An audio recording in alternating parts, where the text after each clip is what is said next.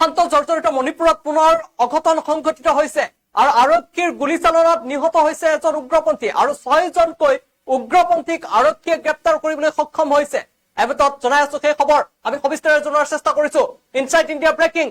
অশান্ত জৰ্জৰিত মণিপুৰত পুনৰ অঘটন। আৰক্ষীৰ গুলীচালনাত নিহত হৈছে এজন উগ্ৰপন্থীজন কৃপাক সংগঠনৰ সদস্য লাইছৰাম প্ৰেম সিং বুলি চিনাক্ত কৰা হৈছে। কৃপাক উগ্ৰপন্থী সংগঠনৰ 6জন উগ্ৰপন্থীক গ্ৰেপ্তাৰ কৰিছে আৰক্ষীয়ে। বৃহৎ পৰিমাণৰ অস্ত্ৰ শস্ত্ৰ জব্দ কৰা হৈছে উগ্ৰপন্থী কেইজনৰ পৰা। গুলীচালনাৰ ঘটনা সংঘটিত হৈছিল শনিবাৰে থৌবাল জিলাৰ চালুংফাম এলেকাত। আৰক্ষীক দেখা মাত্ৰে আৰক্ষীলৈ লক্ষ্য কৰি গুলীচালনা কৰে উগ্ৰপন্থীৰ দলটোৱে। প্ৰত্যুত্তৰত আৰক্ষীয়েও গুলীচালনা কৰে।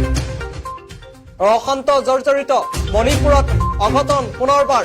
আৰক্ষীৰ গুলীচালনাত নিহত হৈছে এজন উগ্ৰপন্থীজন কৃপাক সংগঠনৰ সদস্য লাইছৰাম প্ৰেম সিং বুলি চিনাক্ত কৰা হৈছে। কৃপাক উগ্ৰপন্থী সংগঠনৰ 6জন উগ্ৰপন্থীক গ্ৰেপ্তাৰ কৰিছে আৰক্ষীয়ে। বুজন পৰিমাণৰ অস্ত্ৰ শস্ত্ৰ জব্দ কৰা হৈছে উগ্ৰপন্থী কেইজনৰ পৰা। গুলীচালনাৰ ঘটনা সংঘটিত হৈছে শনিবাৰে থৌবাল জিলাৰ চালুংফাম এলেকাত। আৰক্ষীক দেখা মাত্ৰে আৰক্ষীলৈ লক্ষ্য কৰি গুলীচালনা কৰে উগ্ৰপন্থীৰ দলটোৱে। প্ৰত্যুত্তৰত আৰক্ষীয়ে গুলীচালনা কৰে।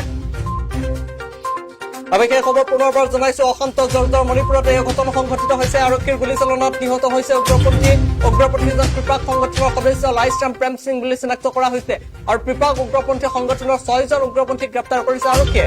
বুজন পৰিমাণৰ অস্ত্ৰ শস্ত্ৰ জব্দ কৰা হৈছে উগ্ৰপন্থী কেইজনৰ পৰা আৰু গুলীচালনাৰ ঘটনাটো সংঘটিত হৈছিল শনিবাৰে থৌবাল জিলাৰ চালুংফাম এলেকাত সংঘটিত হৈছিল গুলীচালনাৰ ঘটনা।